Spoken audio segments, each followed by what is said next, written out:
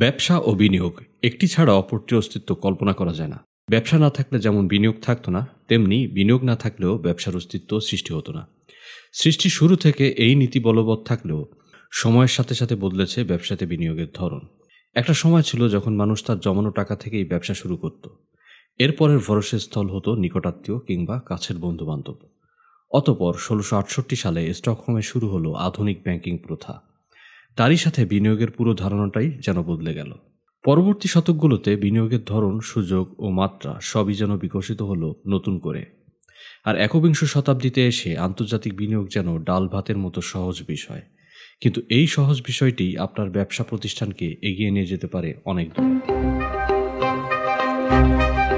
আপনার প্রতিষ্ঠানের বিদেশি বিনিয়োগ প্রয়োজন কিনা তা নির্ভর করবে আপনার ব্যবসার ধরন, পরিপক্কতা ও আন্তর্জাতিক বাজারের চাহিদার উপর।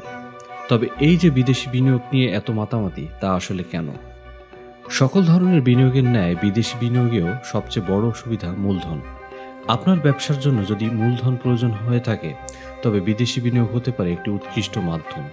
প্রশ্ন হলো, এক্ষেত্রে তাহলে বিদেশ থেকে আগত বিনিয়োগের উপরেই এত জোর দেওয়া হচ্ছে কেন? তার কারণ হলো বিদেশি বিনিয়োগে এমন বেশ কিছু সুবিধা থাকে যা দেশীয় বিনিয়োগে থাকে না। উন্নত দেশের ব্যবসায়িক প্রতিষ্ঠানের তুলনায় বাংলাদেশের মতো উন্নয়নশীল দেশের প্রতিষ্ঠানগুলোর বিনিয়োগ পাওয়ার হার অনেক কম। আর ঠিক সেজন্যই এ দেশগুলোর থেকে যেসব প্রতিষ্ঠানসমূহ বড় মাপের বিদেশি বিনিয়োগ পেয়ে থাকে, আন্তর্জাতিক পর্যায়ে তাদের গ্রহণযোগ্যতাও এক ধাপ অনেকটা বৃদ্ধি পায়। বিদেশি বিনিয়োগ মানে নতুন বাজারের সম্ভাবনা। অনেক ক্ষেত্রে যে দেশ থেকে বিনিয়োগ আসছে সে দেশেই পণ্য রপ্তানির সুযোগ সৃষ্টি হয়। বিনিয়োগের সাথে সাথে নীতিগতভাবেই বিনিয়োগকারী প্রতিষ্ঠানের সাথে ব্যবসা প্রতিষ্ঠানের একটি লেনদেনের সম্পর্ক তৈরি হয়। যদি বিনিয়োগকারী প্রতিষ্ঠান নিজেই হয় একটি ব্যবসা প্রতিষ্ঠান, তাহলে দুই প্রতিষ্ঠানের ভেতর প্রযুক্তি ও দক্ষতা স্থানান্তরের একটি সুযোগ থাকে। যেমন ভারতের মারুতির উদ্যোগে জাপানের সুজুকি কর্পোরেশনের বিনিয়োগের মাধ্যমে ২০০৭-এ সৃষ্টি হয়েছে মারুতি সুজুকি। দেশি ব্যবসা প্রতিষ্ঠানকে বিনিয়োগ উপযোগী করার উপায়। বিদেশি বিনিয়োগের ক্ষেত্রে সঠিক ব্যবহার যে ব্যবসার জন্য দারুণ সহায়ক, তা নিয়ে আশা করি আর সন্দেহ নেই। কিন্তু বাংলাদেশের মতো একটি দেশে বিদেশ থেকে বিনিয়োগ আনা বাস্তবিকই কঠিন। তাই ভিডিওর এই অংশে সম্পূর্ণ প্রক্রিয়াটি আমরা ধাপে ধাপে ব্যাখ্যা করার চেষ্টা করছি। আন্তর্জাতিক বাজারে গ্রহণযোগ্যতা তৈরি। গ্রহণযোগ্যতা একটি সার্বিক বিষয়। যে কোনো একটি বিষয় ভালো করলেই কোনো প্রতিষ্ঠান গ্রহণযোগ্যতা পায় না। বিষয়টি আন্তর্জাতিক বিনিয়োগ বাজারের ক্ষেত্রে আরও সত্যি। তবে গ্রহণযোগ্যতা তৈরির বিষয়টিকে মোট দুই ভাগে ভাগ করা যায়। এক, কোর অ্যাক্টিভিটিস। কোর অ্যাক্টিভিটিস দিয়ে মূলত একটি ব্যবসায়ের উৎপাদন, মান নিয়ন্ত্রণ, পণ্যের সার্বিক পরিষেবা এসব বিষয়কে বোঝায়। ধরা যাক আপনি একটি ফল ও কৃষিজ পণ্য রপ্তানিকারক ব্যবসার মালিক। এক্ষেত্রে আপনার ব্যবসা প্রতিষ্ঠান থেকে যে সকল ফল ও কৃষিজ পণ্য রপ্তানি করা হচ্ছে তার গুণগত মান সবচেয়ে বড় প্রশ্ন। যেহেতু এ ধরনের পণ্যের বাজার সাধারণত পশ্চিমা দেশগুলো, তাই স্বভাবতই আপনার ক্রেতা চাবেন আপনার পণ্য যেন সম্পূর্ণ খাঁটি হয়। দ্বিতীয়ত, আপনার পণ্যের প্যাকেজিং, পরিবহন ও গ্রাহকের হাতে যখন পৌঁছাচ্ছে তখন তার প্রাপ্ত সেবা সবকিছুই কিন্তু সার্বিকভাবে আপনার প্রতিষ্ঠানের গ্রহণযোগ্যতার উপাদান। বর্তমান বিশ্বে শুধু ব্যবসায়িক সুনাম গ্রহণযোগ্যতা অর্জনের জন্য যথেষ্ট নয়। যেহেতু বিনিয়োগের বিস্তারিত পরিচিত জন স্থানীয় ব্যাংকিং দেশীয় গণ্ডি ছাড়িয়ে চলে গেছে আন্তর্জাতিক পর্যায়ে, তাই এখন প্রয়োজন আন্তর্জাতিক স্বীকৃতি। এক্ষেত্রে শিল্পের খাত ও প্রতিষ্ঠানের আকারের ঊর্ধ্বে নির্বিশেষে কিছু সার্টিফিকেশন সকল প্রতিষ্ঠানের জন্য প্রযোজ্য।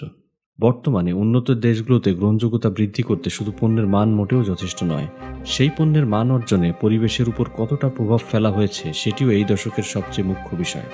আর ঠিক সেজন্যই বর্তমানে ISO ৯০০০-এর মতোই ISO ১৪০০০-এর সার্টিফিকেট অত্যন্ত জরুরি। শুধু গ্রহণযোগ্যতা বৃদ্ধি করলেই হবে না, বৈদেশিক বিনিয়োগ পেতে হলে আপনার অবস্থানটাও আরও শক্ত করে জানান দিতে হবে। বৃহৎ প্রতিষ্ঠানগুলো সাধারণত তাদের আকারের কারণেই অনেক বিনিয়োগকারীর কাছে সুপরিচিত থাকে। কিন্তু একজন নতুন উদ্যোক্তার জন্য আন্তর্জাতিক পর্যায়ের বিনিয়োগকারীদের মনোযোগ আকর্ষণ করাটা স্বপ্নের মতো। এক্ষেত্রে সবচেয়ে ভালো উপায় হতে পারে বিভিন্ন দেশে আয়োজিত বিজনেস সামিটগুলোতে অংশগ্রহণ করা।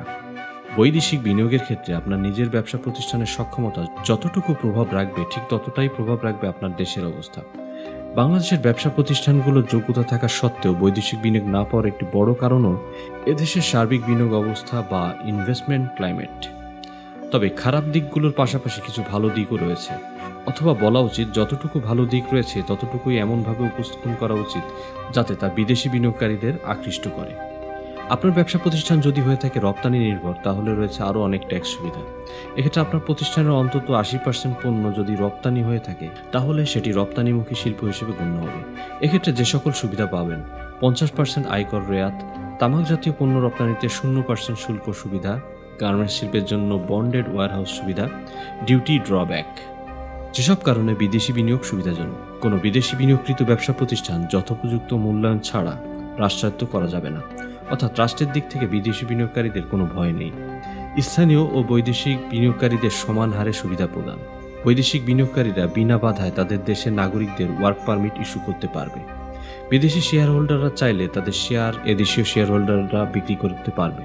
বিদেশি বিনিয়োগকারী প্রয়োজন বোধে তার মূলধন বিনিয়োগ ও লাভ বিদেশে প্রদান করতে পারবে। এক্ষেত্রে নীতিগত কোনো বাধা নেই। 100% বৈদেশিক বিনিয়োগেও বাংলাদেশে প্রতিষ্ঠান চালানো বৈধ। 100% বৈদেশিক বিনিয়োগ সম্পূর্ণ অথবা জয়েন্ট ভেঞ্চার ব্যবসায়িক প্রতিষ্ঠানগুলো বাংলাদেশের প্রাইমারি ও সেকেন্ডারি স্টক মার্কেটে অংশ নিতে পারবে।